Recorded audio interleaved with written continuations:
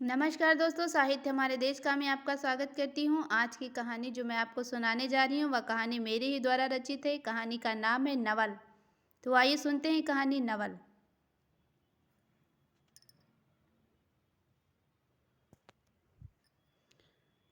किसी गांव में एक पति पत्नी रहते थे। इन दोनों में बहुत प्रेम था। वे जन्म से पासी थे लेकिन कर्म से ब्राह्मण। वे नित्य पूजा पाठ किया करते थे। उनका पति नियमित रूप से सूर्य देव की पूजा करता था। वह बिना जल में चढ़ाए सूर्य देव को एक बूंद पानी भी न डालता था। गांव के लोग उसे बड़े सम्मान से देखते थे। छैलू नाम था उसका। छैलू खेती करता था लेकिन उसकी खेती में अच्छी उपज होती थी। दोनों पति पत्नी का जीवन सुखी से बीत रहा था, किंतु उनके जीवन में एक चीज की कमी थी, वह संतान की थी। विवाह के 7 साल हो गए थे किंतु छैलू और चांदनी को कोई संतान न हुई थी। बड़ी मान मनौतियों के बाद चांदनी ने एक पुत्र को जन्म दिया। पूरे गांव में भोज हुआ। सबको भरपेट पूड़ियाँ खिलाई गईं। शाम को रासलीला और बाल बालाओं का नाच भी हुआ। 3 दिनों तक गांव में उत्सव का माहौल रहा। हर घर में यही चर्चा थी कि भगवान औलाद दे तो किस्मत भी छैलू के बेटे जैसी दे। आया तो जरूर देर से, लेकिन पूरे गांव में उत्सव हो गया। खैर, समय बीतता गया। चांदनी और छैलू ने अपने बेटे का नाम नवल रखा।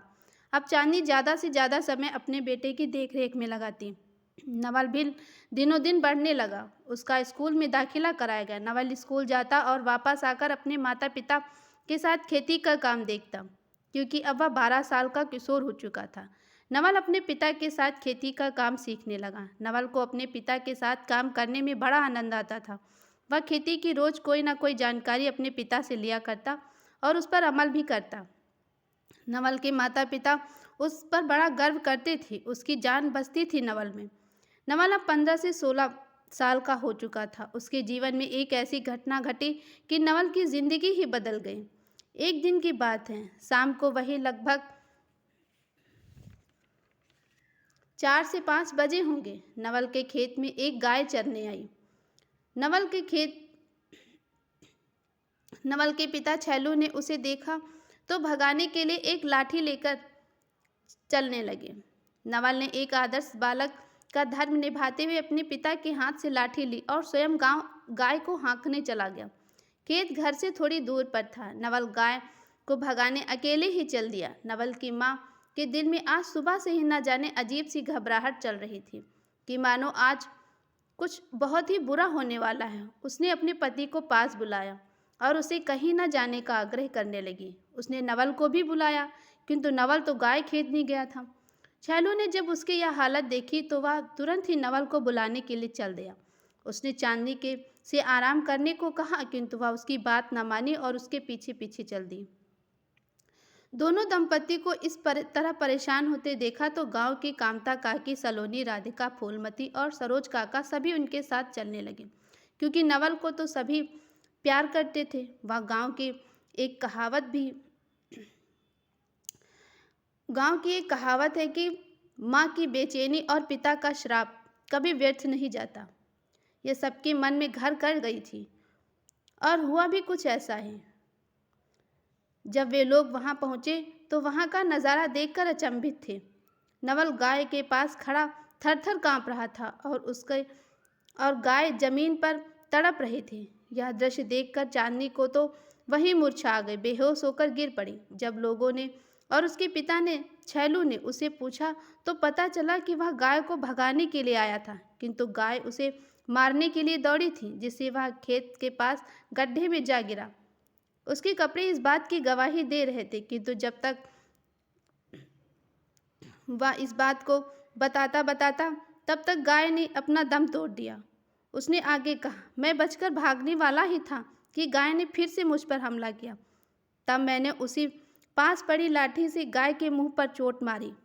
चोट ज़्यादा गंभीर नहीं थी, किंतु उसके थूथुन पर जा लगी, जिससे उसकी शायद नस फट गई होगी और वह मर गई। नवल पूरी बात बता भी ना पाया था कि गांव वालों ने उसे गौ हत्यारा बोल दिया। चांदनी को होश आ चुका था तब तक, किंतु वह विवेक शून्य हो चुकी थी, क्योंकि उसका बेटा आज गौ हत्यारा था। उसी समय गांव वालों ने मिलकर उसकी सजा भी मुकर्रर कर दी, जो शास्त्र के अनुसार थी। किसी ने कहा कि इस गौ हत्यारे को गांव में नहीं रखना चाहिए, नहीं तो इसका पाप पूरे गांव वालों को भुगतना पड़ेगा। किसी ने कहा कि अब उसे मांग कर लोगों के घरों से भीख मांग मांग कर खाना पड़ेगा, क्योंकि इस गौ हत्यारे को कोई भी अपने यहाँ काम पर ना रखेगा। यदि वह रखेगा तो वह पाप का भागी होगा और उसका विनाश निश्चित ही है। गांव में जिसने भी यह खबर सुनी वह भागा चला आ रहा था। कुछ बड़े बूढ़े लोगों ने मिलकर प्रायश्चित का हल भी बताया कि नवल, तुम्हें आज अपने घर में नहीं जाना चाहिए और आज से इसी वक्त से तुम्हें अपने गांव और घर से दूर चले जाना चाहिए। तुम्हें इस समय गांव के बाहर इसलिए जाना चाहिए और गांव के बाहर जहां लोग तुम्हें ना जानते हों उस गांव में जाना चाहिए। वहीं तुम्हें भिक्षा मांगनी चाहिए और भीख में जो मिले उसी से अपना पेट भरना चाहिए। जो पैसे मिले उन पैसों को जोड़कर तुम्हें पैदल ही नैमिष जाकर हत्याहरण नदी में नहाना चाहिए। वहीं तुम्हें दान पुण्य करना पड़ेगा और हो सके तो चांदी की गाय बनवा कर किसी मंदिर या ब्राह्मण को दान करनी चाहिए, जिससे तुम्हें गौ हत्या से शायद ही मुक्ति मिलेगी। नवल इस बात को मान गया क्योंकि यह बात शायद शास्त्र सम्मत भी थी। उसने अपने माता पिता की ओर देखकर कहा, माँ, पिताजी, आप रो नहीं, मैं जल्द ही इस पाप से मुक्ति पा लूँगा। वह बच्चा था, बाहर ना निकला था, ना बाहर की दुनिया देखी थी। उसने कहा, मैं मुक्ति पा लूँगा और आपके पास वापस आ जाऊँगा। फिर से हम तीनों साथ रहेंगे, बातें करेंगे, खेती में काम करेंगे। यह कहकर नवल आंखों में आंसू लिए रात के सन्नाटे में गांव के बाहर चला गया। उसके माता पिता और गांव के बहुत से लोग रोते रहे, किंतु किसी को उस गौ हत्यारे को रोका न गया। आज 20 साल हो गए। नवल किशोर से जवान हो गया, किंतु अभी तक वह पाप से मुक्ति न पा सका। वह जिस घर में भीख मांगने जाता उसे भिखारी कम और गौ हत्यारा ज़्यादा बोला जाता है और अपशब्द बोले जाते हैं, क्योंकि उसे भिक्षा मांगते समय यह कहना पड़ता है कि मुझसे गौ हत्या हुई है, मुझे भीख दान दे दो। उसका शरीर जर्जर और हड्डियों का ढांचा रह गया है। शायद यही उसका प्रायश्चित है।